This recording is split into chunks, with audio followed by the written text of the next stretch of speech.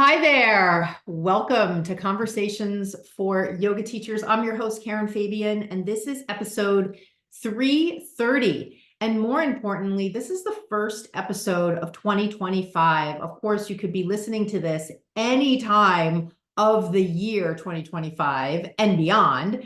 However, I just want you to know that here, as I sit here to record this for you, it's January 2nd, 2025. So I'm still full of the energy of New Year's Eve, New Year's Day, and of course, full of anticipation for not only what this month has to bring, but what this year has to bring. So I want to welcome you. If you're listening to this in the first month of 2025, I want to welcome you to the new year. And I'm sure that you've been getting a lot of messaging around the new year. I know there are just so many different ways we're inundated with New Year's content, whether it's have you set your resolutions, to have you set your exercise goals, to what are you letting go of, to what's in, what's out. There's just so many different frames of reference that come up at the beginning of a year. And I'm just going to tell you right now, I am going to toss my hat in the ring because this episode is going to give you another way to look ahead at 2025. And again, if you're listening to this at any time of year, this still will apply to you. You can still do the exercise I'm going to take you through on this episode. If you are listening in the first month of 2025, it's a perfect time to do it. But remember, the calendar keeps rolling on. So you can do this any time of year and it still will be just as powerful. So the first thing I want to do is give you a sense, and I'm just looking at my notes here. So if you're watching on YouTube and you see me looking down, that's what I'm doing. And if you are a listener and you've never tried the video version of the podcast, I definitely encourage you to try it out. You might actually enjoy more of the sort of interactive nature of seeing the podcast in recorded form. So if you do want to do that, go to my YouTube channel. And the easiest way to get to it is you can go to my website and click YouTube. You can go to my Instagram and in the highlights section, click YouTube. Those are the easiest ways to get there. It's sort of hard if you just go directly to YouTube and type in Bare Bones Yoga, because there's not that there's another Bare Bones Yoga brand out there, but it's just more direct to go to the link right off of my website or right off of my Instagram. Okay, so by the end of today's episode, you will have a plan for 2025 or whatever 12-month time frame works for you, depending on when you're listening to it. You're going to have what I really think is probably a very different way to look ahead at the year. And it's based in a particular approach. And my guess is you probably haven't ever heard of this before. So this is probably going to be a brand new thing for you, which I'm really psyched for, because I know a lot of the messaging around create an exercise plan, create a nutrition plan, etc., is sort of tired. Like we sort of recycle these same themes over and over again every year. This is going to be new for you, and I'm really excited for you to dip your toe in the water on it. Now, the other thing I want to say, and this is new, so I really want your focus here if you're multitasking, because I want to share with you, over the past 2 weeks, I've decided that I'm going to expand my brand beyond just yoga teachers to really women in general. And it could work also for men. It's just that I want to create a support system for women in particular, because some of the things that women face are unique to them. Although if you're a man and you're listening to this, it will work for you as well. And so I don't really want to go into too much detail right now. Just know that if you're listening to this and you are a yoga teacher and you love the content that's focused on teachers, you're still going to get that. And if you're listening and you're not a yoga teacher, maybe you're in another area of fitness, or maybe you're just a woman or a person who is interested in bettering themselves, who's interested in mindset topics, who's interested in physical exercise and nutrition and wellness in general, this is going to be for you too. And this is really part of my vision for expanding my brand, Bare Bones Yoga. I'm going to be, in the coming weeks, in the coming months, throughout this year, offering things that are not just for yoga teachers.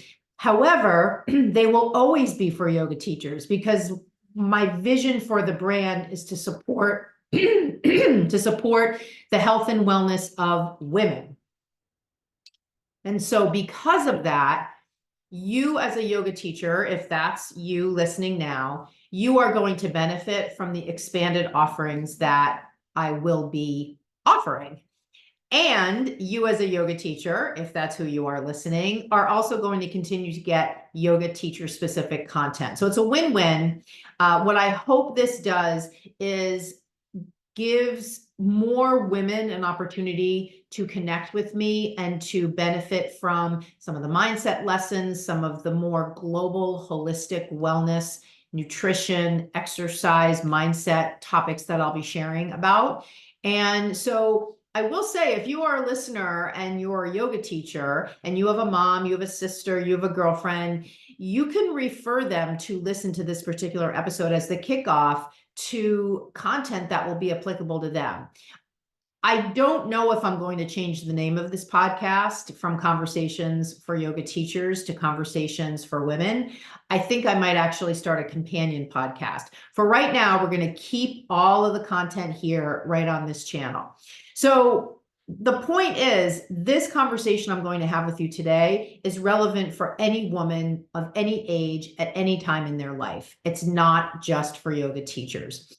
And then the last thing I'll say on this particular topic is, a lot of the work I do with yoga teachers involves the mindset piece, and it involves helping them move past limiting beliefs that they have that block them from teaching in a really confident and authentic way.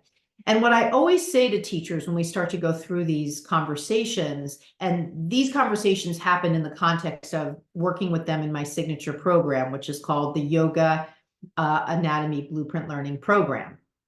And what I always say to them is, your quest to be a better teacher is going to help you have a better relationship with yourself, because the essence of you as a yoga teacher is sharing the essence of you as a person.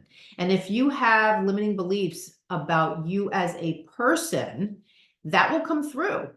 And so that's why it sort of hit me over the holidays.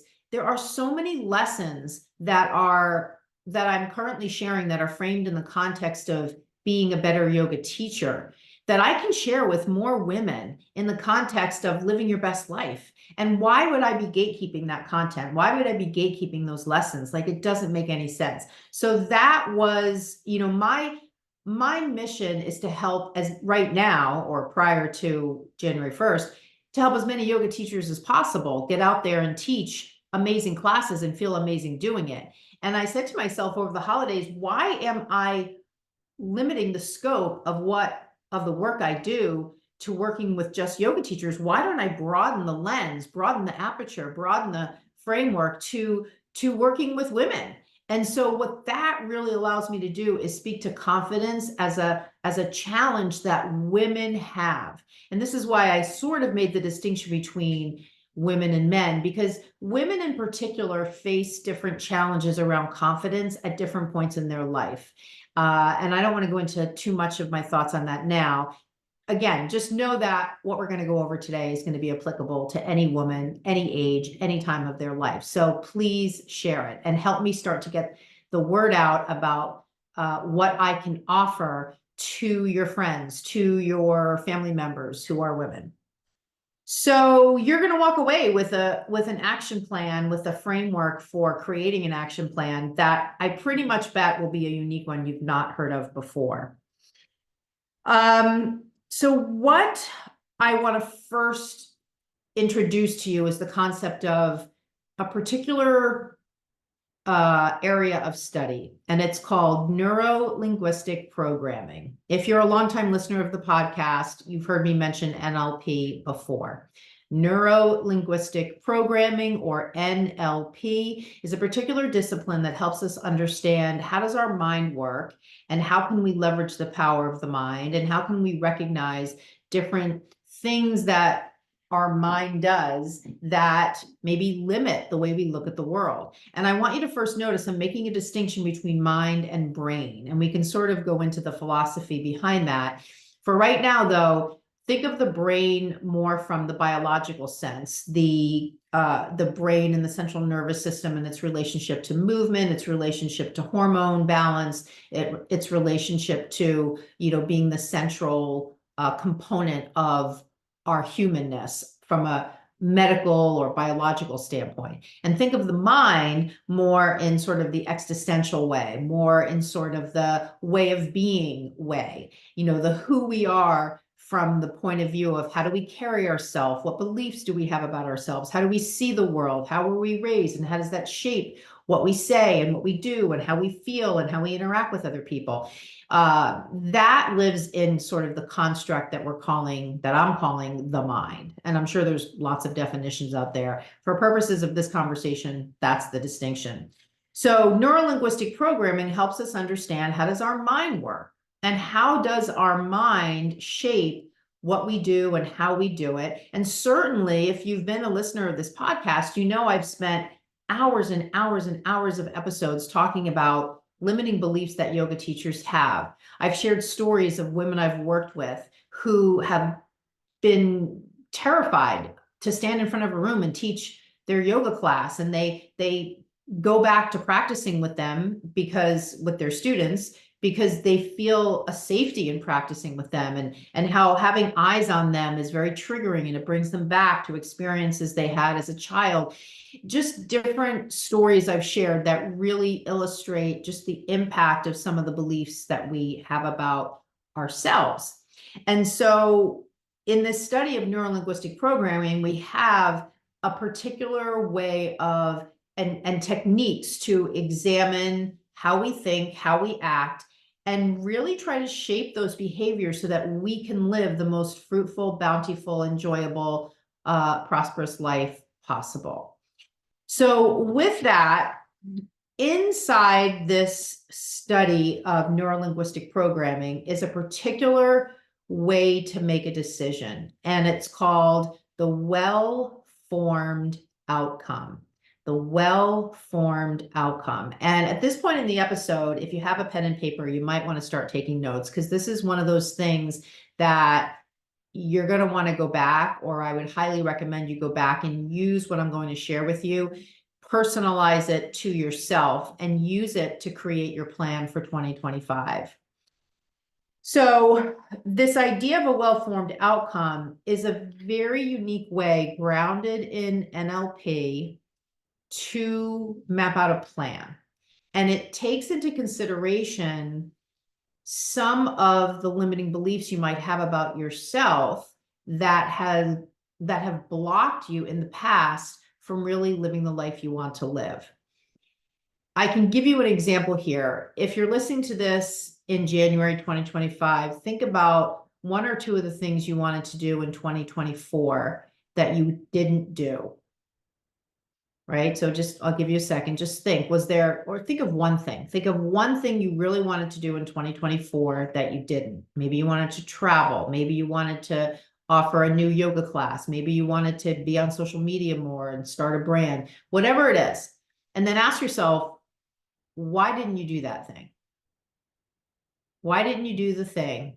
And just start to let your mind come up with the reasons. And we won't really get into dissecting the reasons now. It's not so much about the reasons as it is about what the body just starts to sort of reactively do. It starts to justify why we didn't do what we didn't do. Now, granted, if there was something outside of your control, that's different, right? Like I went into 2023 with a plan to do a lot of traveling. And in the middle of 2023, Ben got diagnosed with esophageal cancer. So my travel plans for the second half of 2023 went away because I wanted to be here to take care of him. And that extended into 2024. So now, as I head into the beginning of 2025, we are going to go away in January of 2025, this month. So I had to put my travel plans on hold. Although we did go to Paris in October of 2024, because that was the first time he was well enough to travel. So that was out of my control. For you, as you hear this, I want you to pick something that was totally within your control and you still didn't do it. And ask yourself, why didn't I do that thing? And you'll start to have your mind start to bubble to the surface the reasons why. And then those reasons are probably limiting beliefs. And so what this well-formed outcome approach is going to do is give you a way to start to call that forth right at the start so that you're already kind of knocking those limiting beliefs down at the beginning and getting them out of the way. And it puts you in a better position to move forward and really reach the goal or be the person that you want to be or whatever you desire to make that happen.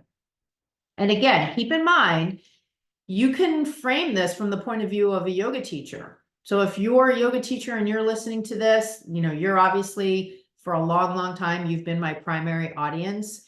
And you might say to yourself, yoga related things. Like in 2024, I really wanted to be the kind of yoga teacher who did the walk and talk. And instead, if I'm really honest with myself, I spent most of 2024 on my own yoga mat, practicing with my classes. And here it is a new year, and I really want to be the kind of teacher who walks around more. So again, there's no shame here. This is not about shaming yourself. This is about holding yourself accountable in a way without shame, in a way without blame. That's a very different thing. Those are the actions of someone who's living intentionally versus someone who's living reactively. I'll give you one more framework to think about. I was listening to the Rich Roll podcast the other day, and he had a neuroscience on, and forgive me, I can't remember the person's name, but he was speaking about his work as a physician and one of the patients he saw. And she had an experience. She was a Holocaust survivor. She is a Holocaust survivor. And she had a number of ways that she looked out at the world that was absolutely shaped by her experiences as a child. And I won't go into all the horrific detail, but it was horrific. And one of the things that she and he were speaking about was a question that that came to her mind, or maybe a question, maybe she ended up being a therapist. I can't remember the context, but the question was, when you are on your deathbed, what are the things that you would regret not having done? And, sometimes people think of the literal things, like I wish I would have traveled more, or I wish I would have spent more time with my family instead of spending so much time at work. That particular idea came up a lot in this particular podcast conversation, because I think so many people can relate to this idea of working too hard and not spending enough time with their family. The thing, though, that I found interesting, and this is where that conversation went, and this part really resonated with me, was being on your deathbed and looking back at your life and not necessarily having regret for things you didn't do, experiences you didn't have, or not having regret for the not spending enough time with your family. What about having regret for not being the kind of person you really wanted to be? And the reason that really resonated with me is because I am someone who really pushes themselves a lot. And as a result, I can be the kind of person who rushes around the house all day, has a long list of to-dos every day, is sort of operating at a low-grade, frantic, stressed level all day. And I give off that energy. And so Ben and I live together, and he picks up on it. He's completely the opposite. He's a very relaxed, low-key guy. And I will say that if I died a week from now or a month from now, I would regret not changing that way of being that I have. And I know I can change it because there have been episodes in my life where I have changed it, where I've changed my mindset. It's just that it doesn't stick. And so it's a constant remembering for myself when I start to feel myself getting frantic, to start to feel my feet on the floor, do some breathing exercises, bring myself back into that mindset that, hey, yes, I've got a long to-do list. And if it doesn't all get done, it's okay. I work for myself. I don't work for anybody else. I'm in charge, or whatever reframe I do at the time. So I want you to hear that, because the way of being example I just gave you relative to me, that's really the stuff that matters. Like that's the stuff that, like, yes, the travel, yes, the money, yes, the house, yes, the time with family obviously matters. And the stuff in my mind that really matters is your relationship with yourself, because everything else is an offshoot of that. So if you're traveling, but if you're really super stressed in the way that I just described, then what good is it? You're going to be stressed even on vacation. If you constantly blame yourself for certain actions or are hard on yourself, you're carrying that with you throughout your whole life, throughout everything you're doing.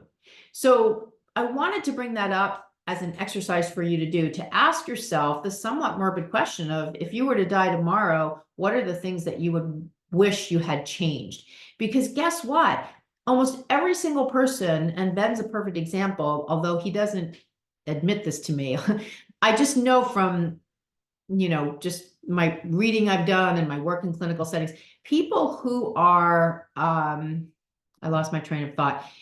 People who are, sort of at the end stage, that, these are the sorts of things that come to their mind that they wish they could have changed. So when you have an opportunity, like a second chance at life, like again, someone like Ben, who was cured of cancer, or anybody in your life, maybe who was cured of cancer, you'll hear them say, it's like I have a second lease on life.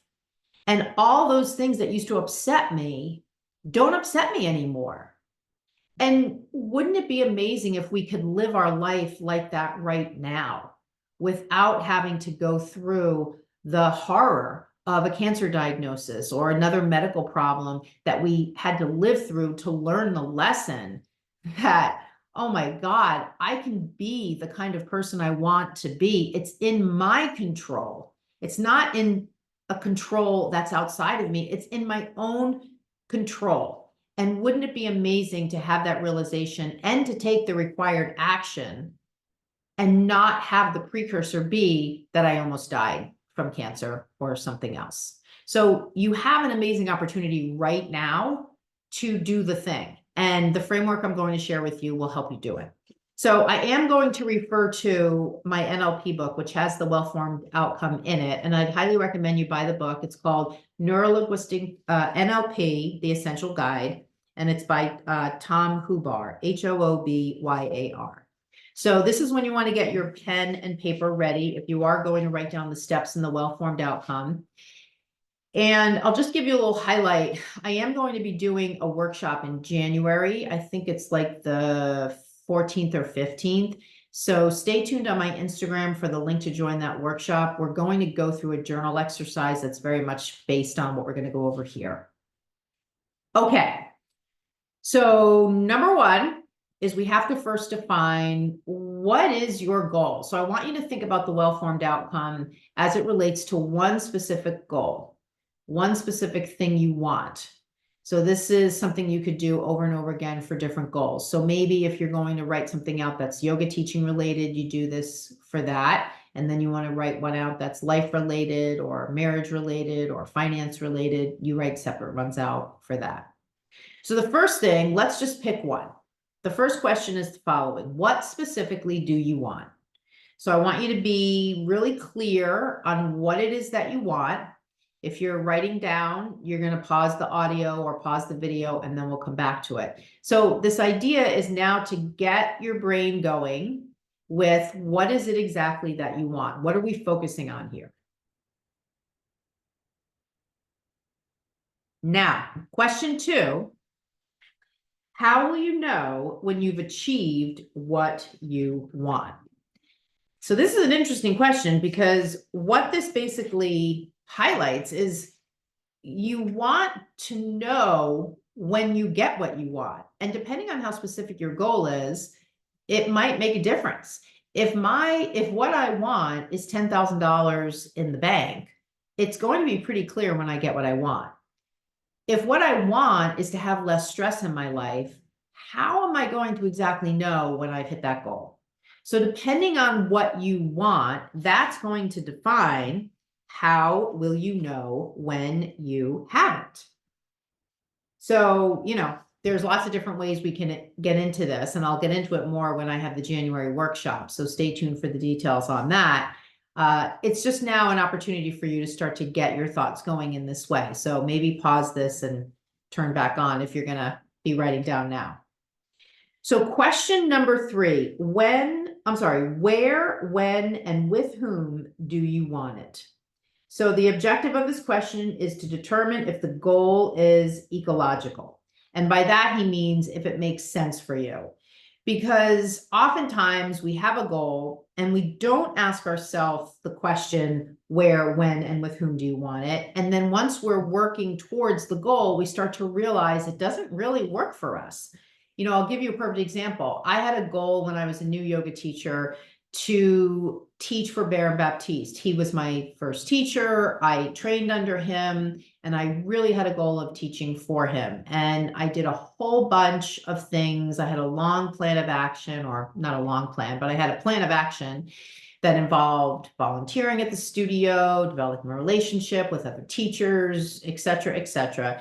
And when I did get hired to teach for him, which was the goal I wanted, I quickly realized that teaching at the studio in downtown Boston didn't really match me living in, where was I living? Oh, I was living in West Roxbury at the time, which, if you know anything about Boston, basically means it was quite a commute to get from my house in West Roxbury to the studio in downtown Boston.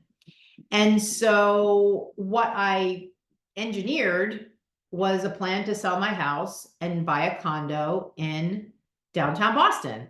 And I ended up buying a condo in Charlestown. It was now just 10 minutes to get to the studio, and that worked out.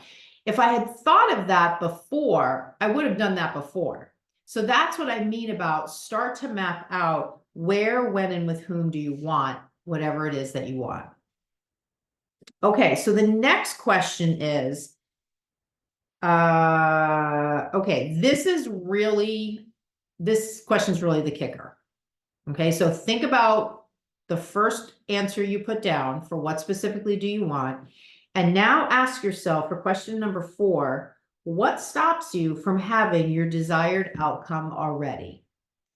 When I asked myself this question with regard to the first time I went through this and what I wrote down that I wanted, I cried. Because I realized what was really stopping me from having the outcome I wanted was just a bunch of limiting beliefs I had about myself. It wasn't anything logical. It wasn't anything like a physical barrier. It wasn't anything like an intelligence thing. It wasn't anything like I needed to take a course or a program. It was literally just limiting beliefs. I didn't believe I could do it. And so this is why this particular question is so powerful, because when you ask yourself, what stops you from having the desired outcome I want right now, that's when the really juicy, good stuff comes to the surface that you want to work on, so that you can, just like we said at the beginning, you don't want to be on your deathbed thinking, geez, I wish I would have been easier on myself, because at the end of the day, all I got out of being such a hard ass on myself is a lot of stress. Like, who wants to be on their deathbed and realize their whole life they just beat themselves up internally, and all it did was create a bunch of stress and grief and everything else for themselves? Like, that's why the things that really move the needle forward in the joy that you'll have in your life and the fulfillment you're going to have in your life are not really the material things. This is also outlined when we look at movie stars and we look at celebrities who have tons of money and they end up overdosing and they end up self-harming and doing all these different things. It's such a reflection of the real challenges in life are not solved by having a lot of money, right? And so this is why this particular question really starts to bubble these things to the surface. Okay, so question number 5, what resources will you need to help you create what you want? So there are 2 parts to this step. First, what resources do you already have that will contribute to getting your outcome? And second, what additional resources will you need? So this falls logically. I mean, certainly if you're hearing this as a yoga teacher and you want to get better at anatomy, you're going to want to hire somebody who's an expert to teach it to you. And you know, you can always enroll in my program, and in no time at all, you'll be an expert in anatomy. I'll walk you through it. lickety split. It'll be fun and easy, and just enrolling in my program will help you get there. So that's just one example. Depending on what your goal is, you may decide you need other resources to get the job done, to get that goal, to reach that goal. So this is where, and keep in mind, if some of what you're focusing on has to do with this inner work, you may need to hire or want to hire a therapist or a hypnotherapist or an astrologist or a human design expert, or there's a body worker there, maybe a whole host of people to work with you and come at it from the inner work. I mean, now more than ever, there are so many experts that focus on different parts of the being, or maybe let me say it differently. They focus on the whole being. It's just that their approach might be a little different. So this is the time to start to really invest in expert help if the work that you're looking to do is inner focused. And then the last question, how are you going to get there? Without action, a goal is just an idea. In addition to a timeline, a useful plan breaks the who, what, how, when, and where into manageable chunks. So that's sort of a quick run through of the well-formed outcome. And I want you to remember, if you're watching this on YouTube, I'm showing the book right now, NLP, The Essential Guide, written by Tom Hoobar, Hoobyar. And, if you are listening on audio only, I'll include the link to the book in the show notes of the episode.